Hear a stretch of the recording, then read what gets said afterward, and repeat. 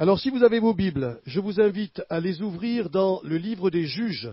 Alors, le livre des Juges, c'est un livre qui se trouve juste après le Deutéronome, enfin plutôt après le livre de Josué, et c'est au chapitre 6 que nous allons faire 3 lectures.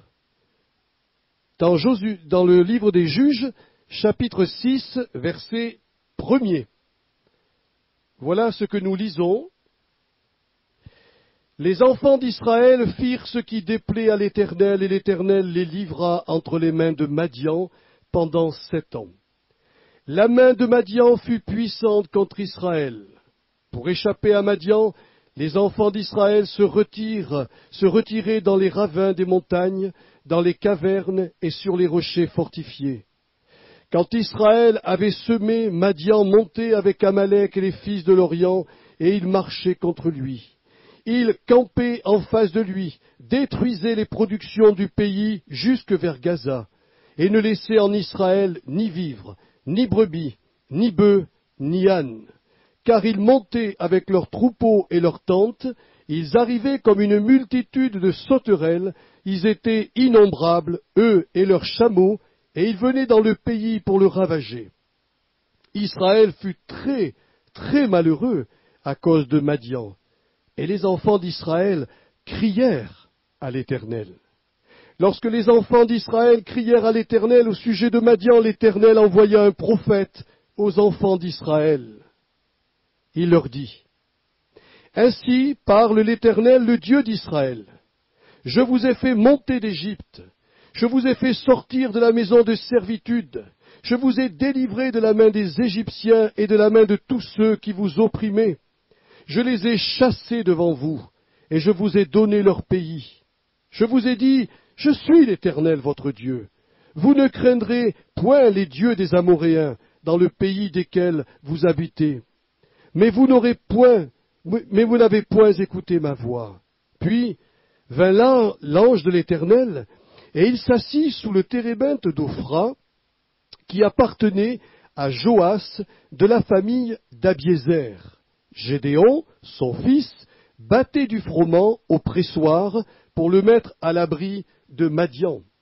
L'ange de l'Éternel lui apparut et lui dit, « L'Éternel est avec toi, vaillant héros. » Gédéon lui dit, « mon Seigneur, si l'Éternel est avec nous, pourquoi toutes ces choses nous sont-elles arrivées ?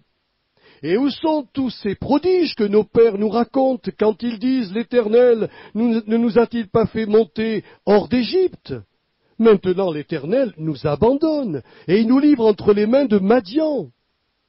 L'Éternel se tourna vers lui et dit « Va avec cette force que tu as et délivre Israël de la main de Madian. N'est-ce pas moi qui t'envoie ?» Gédéon lui dit, « mon Seigneur, mais avec quoi délivrerai-je Israël? Voici, ma famille est la plus pauvre en Manassé, et je suis le plus petit dans la maison de mon père. » L'Éternel lui dit, « Mais je serai avec toi, et tu battras Madian comme un seul homme. » Gédéon lui dit, « Si j'ai trouvé grâce à tes yeux, donne-moi un signe pour montrer que c'est toi qui me parles. Ne t'éloigne point d'ici jusqu'à ce que je revienne auprès de toi et que j'apporte mon offrande et que je la dépose devant toi. » Et l'Éternel dit, « Je resterai jusqu'à ce que tu reviennes. » Gédéon entra, prépara un chevreau et fit avec un épha de farine des pains sans levain.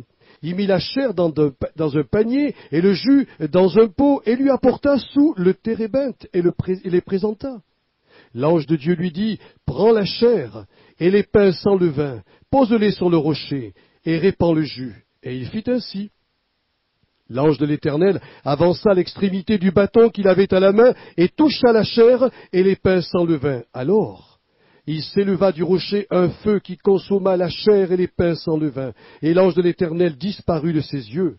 Gédéon, voyant que c'était l'ange de l'Éternel, dit, « Oh, malheur à moi, Seigneur Éternel, car j'ai vu l'ange de l'Éternel face à face. » Et l'Éternel lui dit, « Sois en paix, ne crains point, tu ne mourras pas. » Gédéon bâtit là un autel à l'Éternel, et lui donna pour nom l'Éternel paix. Il existe encore aujourd'hui à Ophra, qui appartenait à la famille d'Abiézer. Dans la même nuit, l'Éternel dit à Gédéon, prends le jeune taureau de ton père et un second taureau de 7 ans, renverse l'autel de Baal qui est à ton père et abat l'idole qui est au-dessus. Tu bâtiras ensuite et tu disposeras sur le haut de ce rocher un autel à l'Éternel ton Dieu. Tu prendras le second taureau et tu l'offriras en holocauste avec le bois de l'idole que tu auras abattu. Gédéon prit 10 hommes parmi ses serviteurs et il fit ce que l'Éternel avait dit. Et comme il craignait la maison de son père et les gens de la ville, il l'exécuta de nuit et non de jour. Amen. Et je voudrais juste mettre quelques petits versets du chapitre 7, à partir du verset 1er jusqu'au verset 8. Nous lisons ceci. Jérubbaal, qui est Gédéon, et tout le peuple qui était avec lui se levèrent de bon matin et campèrent près de la source de Harod. Le camp de Madian était au nord de Gédéon, vers la colline de Morée, dans la vallée. L'Éternel dit à Gédéon, le peuple que tu as avec toi est trop nombreux pour que je livre Madian entre ses mains. Il pourrait en tirer gloire contre moi et dire, c'est ma main qui m'a délivré. Publie donc ceci aux oreilles du peuple, que celui qui est craintif et qui a peur s'en retourne et s'éloigne de la montagne de Galaad. 22 000 hommes parmi le peuple s'en retournèrent, et il en resta 10 000. L'Éternel dit à Gédéon, le peuple est encore trop nombreux. Fais-le descendre vers l'eau, et là, je t'en ferai le triage. Celui dont je te dirai que celui-ci aille avec toi, ira avec toi, et celui dont je te dirai que celui-ci n'aille pas avec toi, n'ira pas avec toi. Gédéon fit descendre le peuple vers l'eau, et l'Éternel dit à Gédéon, tous ceux qui laperont l'eau avec la langue comme lappe le chien, tu le sépareras de tous ceux qui se mettront à genoux pour boire. Ceux qui lapèrent l'eau en la portant à la bouche avec leurs mains furent au nombre de 300 hommes, et tout le reste du peuple se mit à genoux pour boire. Et l'Éternel dit à Gédéon, sépare les 300 hommes qui ont lappé, que je vous sauverai et que je livrerai Madian entre tes mains. Que tout le reste du peuple s'en aille chacun chez soi. On prit les vivres du peuple et ses trompettes, puis Gédéon envoya tous les hommes d'Israël, chacun dans sa tente, et il retint les 300 hommes. Le camp de Madian était au-dessous de lui dans la vallée. Vous savez, de plus en plus, dans les églises, malheureusement, on ne lit plus la Bible. On a même enlevé la chair. Et je pense que c'est la pire, mais alors excusez-moi d'employer ce terme, c'est la pire séduction que des prédicateurs ont pu recevoir de la part du diable. Pourquoi? Parce que, c'est simple, nous avons tous été élevés et éduqués d'une certaine façon. À force d'entendre nos parents parler, à force d'aller à l'école et d'avoir reçu l'enseignement, nous avons été façonnés pour réfléchir, penser et agir d'une certaine façon. Si Dieu veut que nous lisions la Bible, c'est pour reprogrammer en nous une autre façon de voir. Je trouve que employer le mot concept mental serait juste. En écoutant la Bible, se crée en nous de nouveaux concepts. J'entends ce que Dieu a fait il y a très, très, très longtemps. Et à force d'entendre, vous savez, il y a des gens qui se convertissent comme ça, clac, une prédication, ils se tournent vers le Seigneur, ils sont convertis de A jusqu'à Z. Puis d'autres se convertissent au bout de certains mois, voire certaines années. Je ne peux pas vous expliquer pourquoi, je n'en sais rien, mais il semble que ces personnes qui se sont converties avec le temps, eh bien, à force d'écouter la parole de Dieu, l'Écriture a créé une nouvelle structure mentale dans leur tête, au point qu'un jour, il a suffi que le Seigneur éclaire leur esprit pour que tout devienne évident. Alors ces gens-là se mettent à réagir se mettent à se comporter, à réfléchir et à raisonner selon l'enseignement de la Bible. Voilà pourquoi je lis l'Écriture et voilà pourquoi je maintiendrai la lecture de l'Écriture toute ma vie. Parce que c'est Dieu qui l'a voulu ainsi. Les prédicateurs doivent jamais enlever la chair et jamais enlever le texte. Ça nourrit l'âme et ça crée de nouvelles structures mentales. Alors, ce livre des juges, moi je trouve qu'il est passionnant parce qu'il nous montre la biographie de tous ces grands serviteurs de Dieu et ces femmes.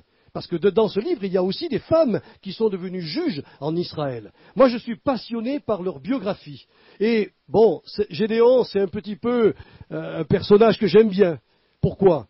Parce que c'est quelqu'un d'attachant, Gédéon. Mais il y a plus que ça. Gédéon, c'est le type du chrétien qui nous ressemble. Parce que le chrétien qui est faible, le chrétien qui est fragile, le chrétien qui, même après sa conversion, voit encore les faiblesses de son âme prédominer dans sa vie. Et malheureusement, ce chrétien-là ne sait pas toujours comment se détacher de ses faiblesses. C'est pour ça que mon titre, c'est Gédéon, l'homme qui triompha de ses faiblesses. Hein, je vais vous montrer ce matin comment cet homme, qui croyait en Dieu, comment le Seigneur l'a conduit à devenir ce géant dans la foi, cet homme de foi. Il y a certainement beaucoup de Gédéons cachés en vous. Je le crois sincèrement. Alors, si le Seigneur n'était pas intervenu dans la vie de Gédéon, je pense qu'il aurait passé toute sa vie, bien sûr, à aimer Dieu. Il faisait partie du peuple d'Israël, il aimait Dieu. Mais je pense que cet homme aurait vécu toujours dans la peur et dans la défaite. C'est-à-dire, il aurait vécu sa vie sa vie de croyant, sans trop vivre d'expérience, quoi. Mais le Seigneur, connaissant ses faiblesses, s'est approché de lui. Et vous allez voir comment le Seigneur a réussi à faire vivre à Gédéon des choses incroyables. C'est une histoire similaire, l'histoire de Gédéon. Elle nous ressemble. Parce que comme lui, nous faisons partie d'un peuple qui fut délivré de l'esclavage de l'Égypte. Si les Israélites ont été libérés de l'esclavage, Dieu le rappelle d'ailleurs, il rappellera quand il voit le prophète, il rappellera qu'ils ont été sauvés de l'Égypte, arrachés d'entre les mains de Pharaon par la main puissante de Dieu. Nous, on fait partie d'un peuple identique. Oh, on n'a pas été arrachés du Pharaon humain, mais du Pharaon céleste, méchant, qui nous opprimait, qui nous tenait dans l'ignorance et qui faisait que nous allions tout droit en enfer sans nous en rendre compte. Il nous a délivrés de cela, mais il faut le reconnaître, comme le peuple d'Israël. L'Église d'aujourd'hui vit encore, excusez-moi, j'ai inventé ce mot, parce que je ne l'ai pas trouvé dans le dictionnaire, vit encore dans l'égocratie. C'est-à-dire le gouvernement du moi. C'est ça le livre des juges. Vous savez que c'est répété plusieurs fois dans le livre. Or, il n'y avait point de roi en Israël, chacun faisait ce qui lui semblait bon. C'est là le problème. Si chaque chrétien aujourd'hui se laisse diriger par son moi, par sa conception mentale des choses, mais c'est l'anarchie. Mais bien aimés, nous entrons dans l'anarchie. Et c'est pour cela que le peuple d'Israël a connu tant de difficultés et tant de problèmes. C'est qu'étant libéré, ce peuple a laissé les faiblesses de leur être prédominer dans leur vie. Et ils se sont dit, eh bien nous allons nous comporter. Oh ben moi ce serait pas mal si je faisais ça. Et alors chacun faisait ce qui lui semblait bon, et il y en a qui disaient, oh ben les idoles c'est pas tellement important, allons-y. Et alors la Bible nous dit, ils ont fait ce qui déplaît à l'Éternel, et l'Éternel, ne voulant pas laisser les gens dans leur état, était obligé d'intervenir. Alors comme on est assez obtus, il faut le reconnaître, on ne voit pas notre péché. Les autres voient ce que nous ne voyons pas. En général c'est comme ça. Moi je suis alors vraiment aveugle sur moi-même. J'ai heureusement à côté de moi quelqu'un qui a vraiment une vue très, très fine, un peu comme les aigles. C'est comme si cette personne-là, Dieu l'avait mis à côté de moi pour sonder dans les profondeurs de mon âme. Et je ne peux pas me cacher.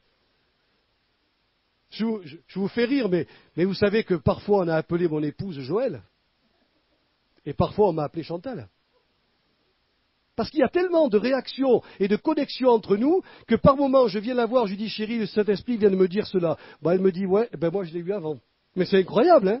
Mais des trucs qui nous tombent comme ça, on n'est pas, il n'y a pas que nous, hein, vous vivez aussi à ce niveau-là des mêmes choses. Mais vous voyez, l'égocratie, c'est terrible.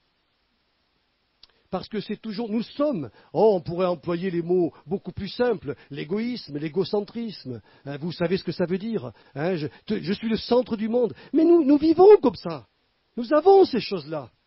Et ils vivaient au milieu de ce peuple, au lieu de laisser l'Esprit Saint diriger la vie d'Israël, eh bien, Israël a désobéi au Seigneur. Et vous croyez-moi, le cycle sans cesse répété des épreuves ne doit pas être considéré seulement comme des situations punitives, mais je pense vraiment que quand Dieu sévissait, il permettait à Israël des occasions pour réagir afin de revenir vers lui et de marcher à nouveau dans la foi. Souvent les chrétiens s'imaginent, oh, quand je fais quelque chose de mal, il va m'en balancer un coup derrière la tête, parce que je le mérite, mais Dieu n'est pas comme ça, mes bien-aimés. Bien sûr qu'il est un Père qui va nous dire ce que tu fais là est mal, mais il va nous donner la solution, il va nous aider, il va s'approcher de nous. Moi, ce qui m'encourage toujours, c'est quand je vois le prophète Élie, qui est capable de faire tomber le feu du ciel, de régler, de ramener tout le peuple juif vers Dieu, et le lendemain de fuir devant Jézabel, qui le menace de mort. Il venait la veille de mettre 800 prophètes à mort. Et il y a une nana qui se lève en disant, moi je vais te zigouiller. Et il a eu peur, il est parti. Il avait bien un problème dans son âme. Il avait bien une difficulté dans sa vie. Et vous croyez que Dieu lui a dit, alors là, bravo. Alors comme serviteur de Dieu, alors là, on fait pas mieux. Alors là, ça c'est... D'abord, je vais rayer ton nom de tous les livres. Voilà. Et te punir. On ne parlera pas de toi, Élie. Pas du tout. Dieu nous dit tout ce qu'il a fait. Il a même été nourri par les corbeaux. C'est incroyable. Mais Dieu l'a aimé. Et il lui a dit, mais tu es fatigué, tu as besoin de repos. Alors il l'a mis à part. Il l'a nourri par les corbeaux, puis il a relevé Élie. Et oui, ces héros de la foi, ils étaient comme nous. Jacques le dira. Quand il parlera d'Élie, il dira qu'il était de la même nature que nous. Mais quand il s'est mis à prier, la prière du juste a une grande efficacité. Et vous connaissez les résultats. Alors voyez-vous, quand le problème qu'a vécu Gédéon, en fin de compte, et que parfois nous vivons, mes bien-aimés frères et sœurs, c'est qu'il avait accepté avec complaisance que ses faiblesses lui pourrissent sa vie, et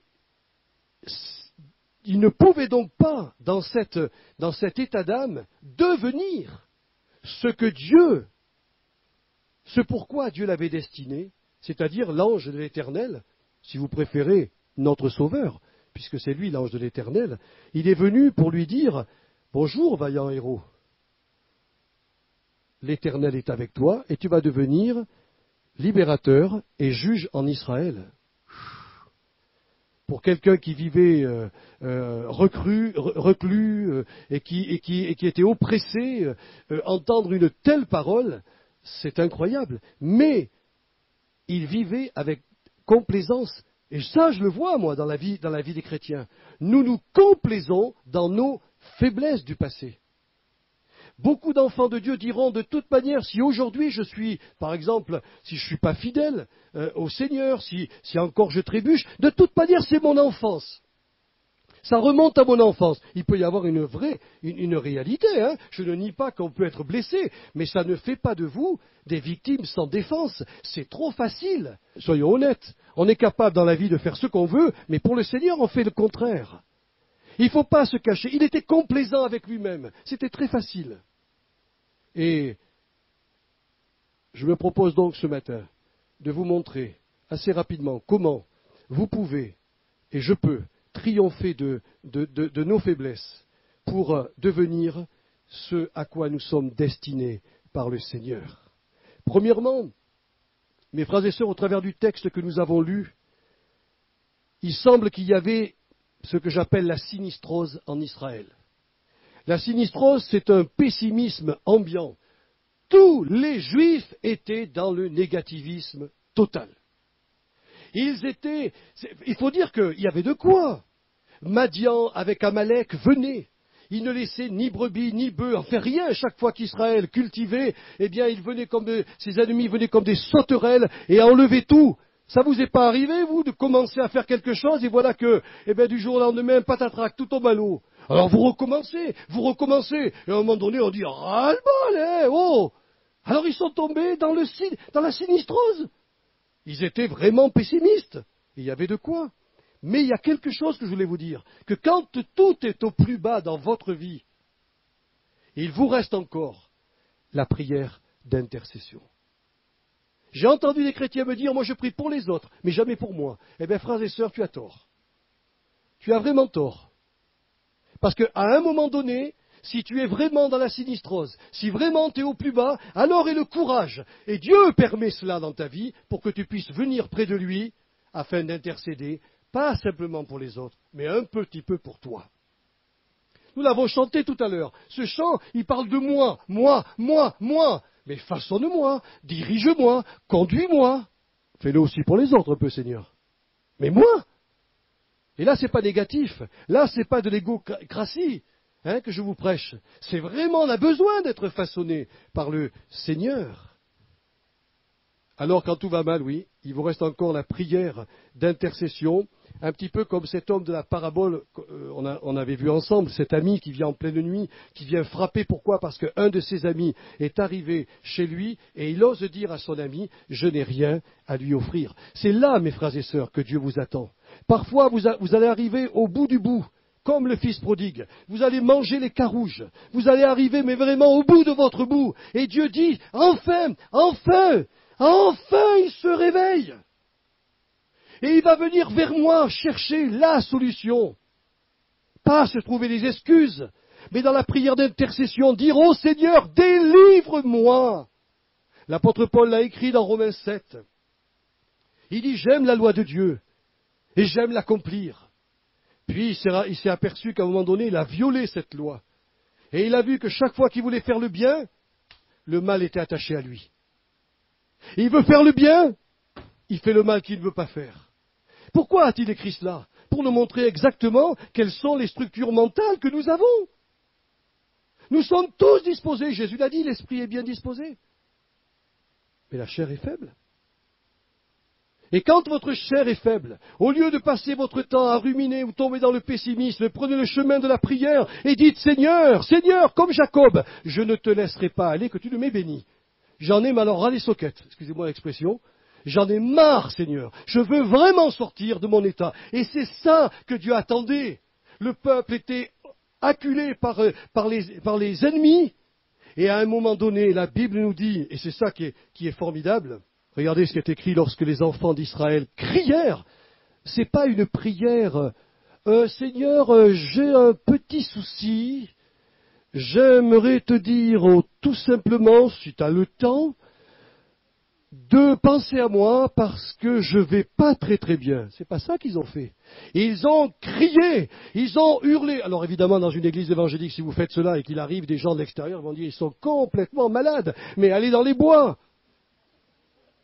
Allez-y. J'ai vécu cette expérience, alors je peux vous le dire. J'étais tellement en train de crier dans le bois, et c'était même pas dans le bois, c'était dans le parc de Vichy, je vous ai raconté mon truc. Et j'étais tellement en train de crier, Seigneur et tout, je faisais des gestes comme ça, et je dis, Seigneur, et je suis tombé en plein milieu d'un groupe de Chinois qui faisaient, ils ont dit, c'est sûrement un collègue. Mais là, je criais à Dieu, c'était de bonne heure le matin, je pensais jamais rencontrer, moi je pensais rencontrer les écureuils, mais là j'ai rencontré un groupe chinois. Alors, quand ils m'ont vu que je ne venais pas avec eux, ils ont dit, bon, c'est peut-être un gars qui fait partie de notre groupe. Hein. Mais il y a des moments où il faut crier, il y a des moments où il faut pleurer, il y a des moments où il faut faire comme Jacob, je ne te laisserai pas partir que tu ne m'aies béni. Bien-aimé, avez-vous la sensation d'un mal-être intérieur en vous? Avez-vous la sensation que votre vie est vide de sens? Que vos pensées sont plongées trop souvent dans la sinistrose? Vous posez-vous toutes sortes de questions comme Gédéon. Pourquoi toutes ces choses sont-elles arrivées?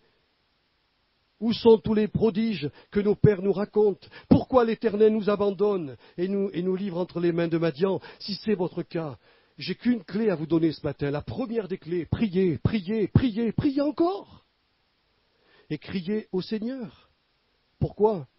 Parce que le Seigneur tient en haute estime la prière d'intercession. Il répond toujours à la prière sincère, toujours à la prière qui est faite par ceux qui ont un cœur contrit et qui s'attendent à l'exaucement. On n'obtient rien par une prière répétitive, mais on obtient tout par une prière où les tripes sont répandues devant Dieu. C'est arrivé à de grands serviteurs de Dieu de dire maintenant, Seigneur, entre autres, il y en avait un en Écosse, il avait dit, Seigneur, soit je meurs, soit tu me donnes l'Écosse. Il n'y avait pas 36 voix, il n'y avait pas de troisième. Et il a prié, et il a pleuré, au point que quand cet homme est devenu un des puissants serviteurs de Dieu en 1800 et des poussières, la reine d'Angleterre de l'époque avait peur de tout, de cet homme de Dieu. Elle avait peur de lui plus que de toutes les armées de l'Écosse. Parce que quand cet homme priait, il touchait le ciel, et le ciel descendait sur la terre. Mais à quel prix ils ont prié? Et comme Dieu répond toujours, il envoya un prophète, il donna sa parole. Et deuxièmement, Gédéon donc a prié avec l'ensemble du peuple. Il s'est humilié, il a eu l'esprit contrit, ils en avaient marre de cette situation. Et voilà que l'ange se présente devant lui, l'ange de l'Éternel, et lui dit simplement « Bonjour, bonjour Gédéon ». Et il lui ajoutera une phrase qui est un petit peu spéciale. Il lui dira « Bonjour vaillant héros ». Alors là, ça change tout. Quand vous vous prenez vraiment pour une loque, et pour un être misérable, entendre dire de la part de l'Éternel ou de l'ange vaillant héros, on se demande si le gars ne s'est pas trompé de mission, s'il ne s'est pas trompé de personnage. Et voyez-vous, il faut que vous fassiez comme Gédéon, il faut que vous puissiez détruire la mauvaise image que vous avez de vous-même. Avec tout le temps, même en arrivant au Seigneur, nous avons une image de nous-mêmes. Ce matin, pendant que je prenais le petit déjeuner, j'ai vu à la télévision un avocat, un grand avocat de France, un homme que lorsqu'il parle, il a une telle façon d'expliquer les choses qui convainc les jurés. Il est puissant. Il était devant le miroir. Et celle qui l'a interviewé lui a dit « Qu'avez-vous vu dans le miroir ?» Elle lui a dit « Je m'ai vu. Et est-ce que vous vous aimez ?» Il a dit « Non. » Vous avez 99% des gens qui ne s'aiment pas. Parce qu'au fond d'eux, ils aimeraient être quelqu'un d'autre. Et voilà que l'ange de l'Éternel dit à Gédéon « Salut, je viens te dire que tu vas devenir quelqu'un d'autre. » Alors là, c'est difficile à avaler. Et parfois, vous savez comment vous faites? Comment nous faisons? Nous faisons comme Gédéon. Nous falsifions la réalité. Regardez ce qu'il dit. On falsifie la réalité pour, se défiler et ne pas obéir à Dieu. Ma famille est la plus petite en Manassé. Et je suis le plus petit dans la maison de mon père.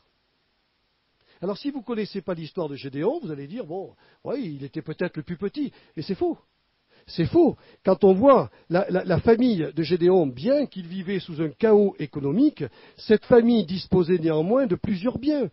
Dans les textes que je vous ai lus, Gédéon va offrir à l'ange un chevreau et il va faire des pains cuits, des pains avec 35 kilos de farine. Pour l'époque, c'est énorme. Pour renverser l'autel de son père, Dieu va lui demander de prendre d'abord un taureau, puis un deuxième pour faire un sacrifice. 2 taureaux, il faut déjà avoir une famille assez aisée. Puis, il va se faire aider de 10 de ses serviteurs. Oh, une famille qui a des serviteurs, c'est quand même pas une famille très, très pauvre en Manassé. Il a falsifié la réalité pour se défiler. C'est ce qu'on fait souvent. On dit, Seigneur, on ne te rend pas compte. Non, attends. Moi, je sors du certificat d'études. Seigneur, tu me demanderais d'aller prêcher en faculté de théologie. Enfin, Seigneur, je peux pas. Moïse a fait ça. Il a dit, oh Seigneur, ça c'est la meilleure. Tu veux que j'aille parler à Pharaon alors qu'il avait un problème de langage, d'articulation. Peut-être qu'il avait une difficulté pour prononcer certains mots. Il se défile. Mais Dieu lui dit, à un moment donné, attends, si tu te défiles comme ça, je vais te donner ton frère. ton frère sera ta bouche. Vous voyez, on trouve des excuses. Moïse a trouvé des excuses. Et tant d'autres serviteurs de Dieu. Quand le Seigneur est venu le voir, mes bien-aimés, il va communiquer à Gédéon une image mentale réaliste. C'est-à-dire une image mentale de la réalité. Ce que Gédéon était, ce que Dieu a vu que Gédéon allait devenir, il lui dit. Et parfois, je trouve que dans les livres évangéliques, les livres chrétiens, on vous balance une image, mais alors, incroyable. C'est un petit peu ce que le diable a dit avec Ève. Écoute, si tu prends du fruit, je te dis une chose incroyable. Accroche-toi, Ève. Vous serez comme des dieux. Attention, hein. Vous ne serez pas comme les autres humains. Ah non, non, ah non, non. En faisant ce geste-là, vous allez devenir comme des dieux. Et il lui a mis dans sa tête une image démesurée, qui était fausse. Et Dieu ne nous donne jamais une image de nous-mêmes hors de la réalité. Vous êtes sur la terre pour une mission. Vous avez été façonné par Dieu pour un rêve. Et si Dieu vous dit « Bonjour, vaillant héros », c'est que vous êtes capable d'accomplir ce rêve. Pour la simple et bonne raison, c'est qu'il va dire à Gédéon « Tu as une force en toi que tu ne soupçonnes pas, tu as un potentiel en toi que tu ne soupçonnes pas, c'est moi qui l'ai placé dès le sein de ta mère. » Écoutez ce qu'a dit Jérémie. Dès le sein de ma mère, Dieu m'a mis à part pour être prophète des nations. Pendant que ce bout de chou était en train de se développer dans le ventre de sa maman, il avait déjà reçu l'appel et la qualification pour être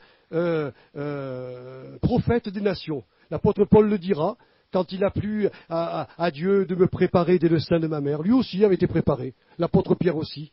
Mais vous l'auriez interrogé de dire, moi je suis un spécialiste du poisson. Ah oui, moi je peux travailler à Marseille, je connais tous les poissons. Je peux tout te dire sur les poissons. Et Dieu lui a dit, eh ben oui, je t'ai façonné à apprendre tout sur les poissons parce que je vais te faire pêcher, mais d'autres poissons. Des hommes et des femmes. Il y a une image que Dieu nous communique, et moi je l'ai reçue un jour, et je l'ai crue, parce que je me suis dit, Seigneur, cette image que tu as donnée de Joël Loubia, c'est la bonne image, tu m'as préparé pour telle et telle chose. Et je le crois honnêtement. La Bible nous dit que le potentiel qui est en nous va se développer. Pourquoi? Parce qu'il y a un verset extraordinaire que nous retrouvons où il est dit que c'est Dieu qui crée en nous le vouloir et le faire selon son bon plaisir. Non seulement il a vu ce que nous allions devenir, mais il nous a qualifiés. Je vous le montre par juste quelques exemples assez rapides. Moïse était l'homme de la situation pour parler à Pharaon et pour délivrer le peuple. Alors Dieu l'a qualifié. Abraham était l'homme de la situation pour devenir le père qui allait bénir toutes les familles de la terre. Alors Dieu l'a appelé et l'a qualifié. La reine Esther était la femme de la situation pour sauver Israël d'un terrible génocide. Alors Dieu l'a qualifiée pour qu'elle puisse influencer le roi Assuérus, afin que le génocide contre les Juifs ne se fasse pas. Déborah fut la femme de la situation pour être juge en Israël. Alors Dieu la qualifia lorsqu'elle accepta d'accomplir sa mission. Il en fut de même pour Jacob, Joseph, Jérémie, Ésaïe, Daniel et tous les apôtres, et je dirais tous ceux qui ont une activité dans l'œuvre de Dieu, c'est-à-dire tous les enfants de Dieu, parce qu'on a tous une activité. Le Seigneur a vu ce qu'on allait devenir et il nous a qualifiés pour le devenir. Il faut que vous changiez l'image que vous avez de vous-même. Ce n'est pas parce que vous n'avez pas d'éducation. Ce n'est pas parce que vous avez été élevé dans une famille pauvre, parce que vous avez peut-être échoué toute votre enfance, que vous arrivez à la foi et que vous continuerez à être nul. C'est faux parce que Dieu a prévu, a préparé toutes choses. Quand l'apôtre Pierre a prêché devant le Sanhédrin, qu'est-ce que disent ces gens qui avaient fait des hautes études théologiques? Ils ont dit, on ne comprend pas. Des gens bas du peuple, parce que c'est ça qu'ils disaient, bas du peuple, sans instruction, ils rajoutent, on les entend parler des merveilles de Dieu. C'est un petit peu comme s'ils étaient des théologiens de notre clan. Ah oui, parce que Dieu avait qualifié Pierre pour parler. Et c'est ça qu'il faut que vous compreniez. Dieu ne demande pas de faire des hautes études. Si vous pouvez le faire, c'est très bien. Si vous avez la capacité, c'est très très bien. Mais il veut inculquer en vous une image, et il faut que vous croyiez que cette image qu'il vous donne, eh bien, il ne s'est pas trompé. Quand il a vu Gédéon, il ne s'est pas trompé. Tous ces héros de la foi durent se faire violence pour détruire la fausse image qu'ils avaient d'eux-mêmes et pour vaincre leur complexe d'infériorité. Mais ils savaient tous que leur Dieu était à l'œuvre dans leur être afin qu'ils deviennent ce à quoi ils étaient destinés pour le royaume de Dieu. Troisièmement, il montrera dans ce texte que je vous ai lu qu'il faut, une fois que nous avons accepté d'être ce que Dieu veut que nous soyons, eh bien, il faut qu'on se mette à l'œuvre, avec la force que nous avons, avec, si vous préférez, avec le peu de foi que nous avons. Va avec la force que tu as, dira le Seigneur à Gédéon. Pourquoi ? Parce que il y a trop de chrétiens qui pensent qu'il faut que nous ayons une grande foi pour faire l'œuvre de Dieu. Or, c'est pas ça. Le principal, c'est d'avoir la foi et de savoir que Dieu crée en nous le vouloir et le faire. Alors j'ai été impressionné un jour en lisant un livre, parce qu'il y a un serviteur de Dieu qui a interprété ces deux verbes, vouloir et faire, et il a dit, Dieu vous donne la force de décider de changer et de persévérer. C'est Dieu qui a donné la force à Gédéon, la force de changer d'image et de persévérer dans cette image. Oh, même, reconnaissons-le. Et c'est ça qui est formidable, c'est vraiment humain. La Bible est humaine. On ne voit pas Gédéon commencer par de super grands exploits. Il va de nuit. Il dira même à 10 de ses serviteurs, venez avec moi parce que j'ai peur. Venez me soutenir. Il va aller de nuit faire obéir à ce que Dieu lui demande. Et il va prendre avec lui 10 de ses serviteurs. C'est possible que vous commenciez, vous aussi, frères et sœurs, en faisant des petites choses insignifiantes et en demandant de l'aide peut-être des chrétiens, de certains chrétiens. Mais faites-le, lancez-vous, parce que le Seigneur a quelque chose de merveilleux. Vous savez-vous ce qui est dit dans la parole de Dieu? Il est dit que Dieu ne méprise pas les jours des faibles commencements. C'est écrit dans Zacharie chapitre 4 verset 10. Dieu ne méprise pas le jour des faibles commencements. Il faut commencer, même si on est un petit peu paniqué. Oh, il y a une histoire dans la Bible que j'aimerais vous laisser ce matin, qui est simple. Un jour, Jésus voit une foule immense se rassembler devant lui, une foule qui a faim, une foule qui a soif de la parole de Dieu, mais qui a faim aussi, parce que ça faisait longtemps qu'elle n'avait pas mangé. Il se retourne vers les apôtres et leur dit, je vous annonce une bonne nouvelle, les gars. Ils ont dit, qu'est-ce que tu as, Jésus? Voyez-vous cette foule? Eh bien, nourrissez-la. Oh. Ils ont été tous déconfits. Tous. La Bible nous dit qu'ils trouvèrent tous des impossibilités. Enfin, Seigneur, pour 20 000 personnes, quel est le boulanger, tu crois, hein? Tu crois qu'il y a un boulanger, Seigneur, qui a assez de pain pour 20 000 personnes? Et l'argent, hein? On va le trouver où, hein? Et il se trouve où, ce boulanger? Enfin, que des impossibilités. Il y en a un qui s'appelle André. André, il dit, écoute Seigneur, je ne sais pas du tout ce que tu en penses. Je viens de trouver un petit garçon qui a 5 pains, moi des petits pains, hein, c'est vraiment des petits pains pour le casse-croûte, hein, mais 5 petits pains avec 2 poissons. Je te les apporte. Voilà le faible commencement. Quand il a apporté ces 5 pains et ces 2 poissons à Jésus, qu'est-ce qu'a fait Jésus? Il a fait un miracle. Si tu commences avec ce que tu as, si tu commences avec la force que tu as, si tu commences à dire Seigneur, j'y vais, je n'ai pas besoin d'attendre d'avoir une grande foi, sache que Dieu va prendre toutes tes impossibilités et les changer en possibilités. Il va faire que ta faiblesse soit un tremplin pour toi et tu vas sauter dans les bras de Dieu et faire comme Gédéon, voir des choses tellement merveilleuses et extraordinaires. Et enfin, je terminerai avec cela, enfin, une fois que nous avons commencé avec le Seigneur, que nous avons commencé à régler nos faiblesses, à changer d'image, et que nous avons commencé à agir dans la foi, même si notre foi n'est pas très forte, la Bible nous dit qu'il nous faut continuer à progresser vers la foi parfaite. Voyez-vous, il nous arrive trop souvent, frères et sœurs, que notre passé nous rattrape et que nos faiblesses psychiques reprennent l'ascendance sur notre personnalité. Gédéon a connu cela. Il faut dire que ce gars se retrouvait en face d'une armée de 135 000 soldats, guerriers, avides de sang. Ce n'était pas des tendres à l'époque. Hein. Et pour se rassurer, disons parce qu'il se sentait tellement complexé devant cette armée, il s'est rassuré et il a compensé son complexe en prenant parmi le peuple 32 000 guerriers.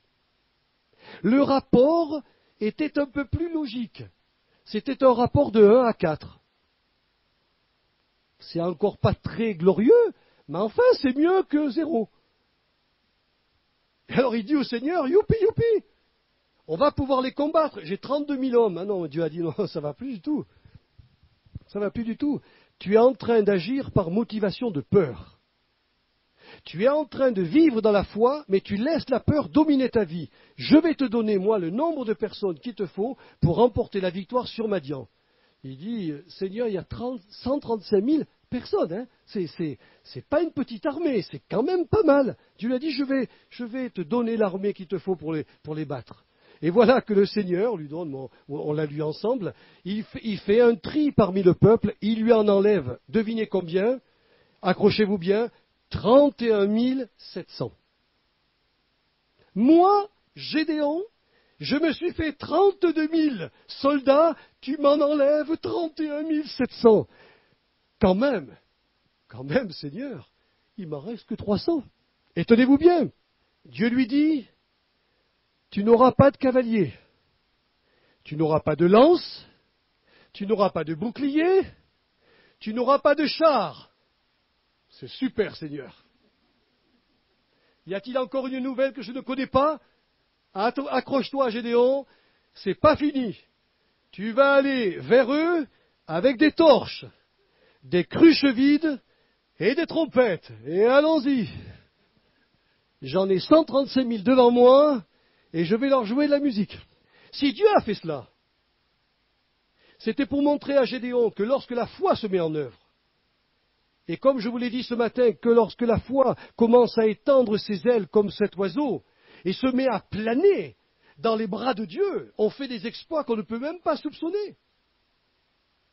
Le rapport de force ici est passé de 1 à 4, il est passé de 1 à 450. Là, c'est plus du tout pareil. On vous envoie vaincre une armée avec des cruches, avec des flambeaux et des trompettes. Ça, c'est le plan humain. Mais qui avait-il derrière? Il y avait le Dieu Tout-Puissant avec toute l'armée des cieux.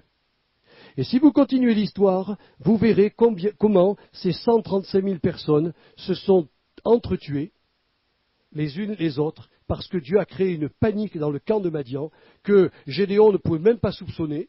Mais il a entendu de nuit le rapport d'un des soldats qui a dit « J'ai fait un rêve cette nuit, mais un rêve, il est dingue, mais complètement dingue. Je voyais Gédéon qui nous détruisait. Ah ah ah, Gédéon qui a que 300 bonhommes. Ah ah, 300. Ah, eh ben oui, eh ben il nous battait. » L'autre il dit « Mais attends, j'espère que ton rêve va pas se réaliser. » Et il a vu qu'il y avait une crise de panique dans le camp de Madian. Et c'était Dieu qui encourageait. Il vous encouragera toujours le Seigneur.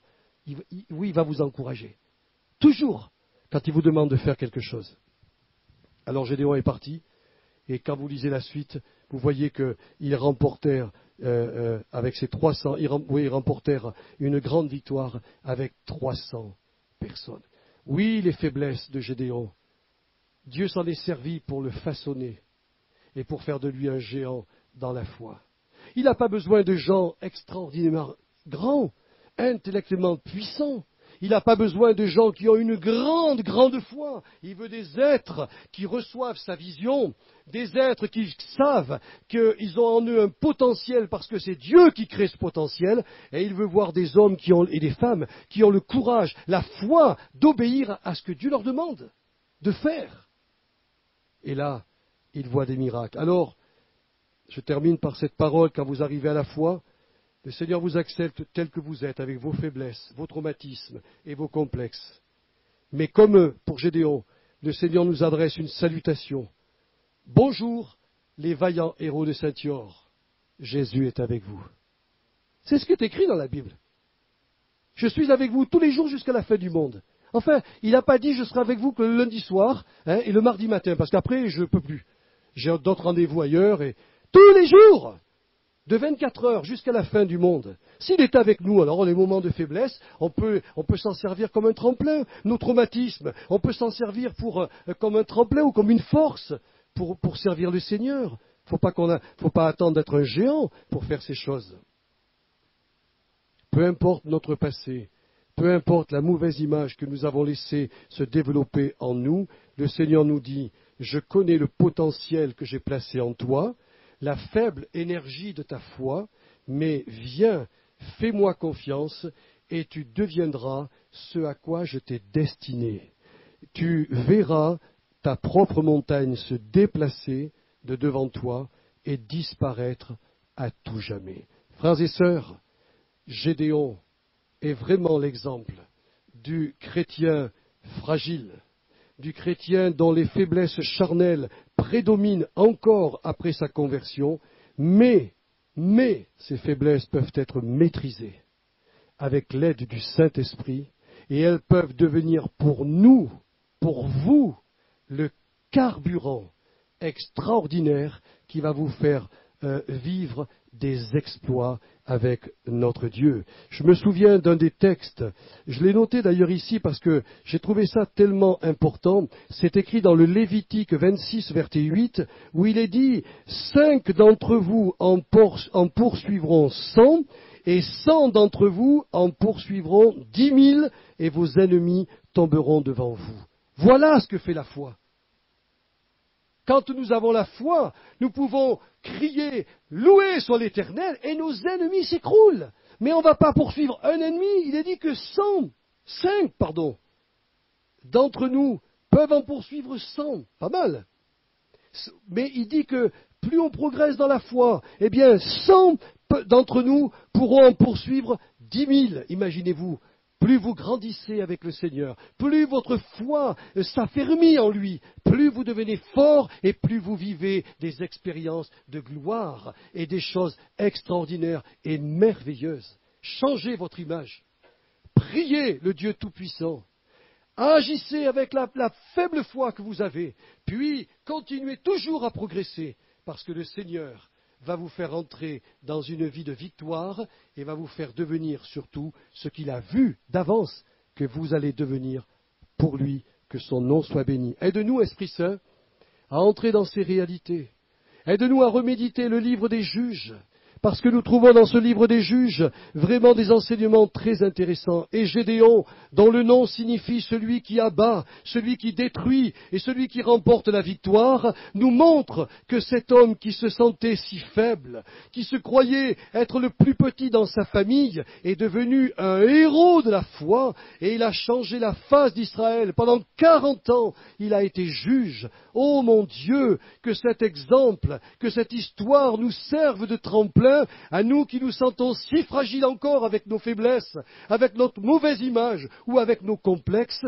Aide-nous, Seigneur, à transformer toutes ces faiblesses en force pour ta gloire. Pourquoi? Parce que tu es avec nous, parce que tu es en nous et parce que, Seigneur, nous sommes capables avec toi de faire des exploits. Que ton beau nom soit béni.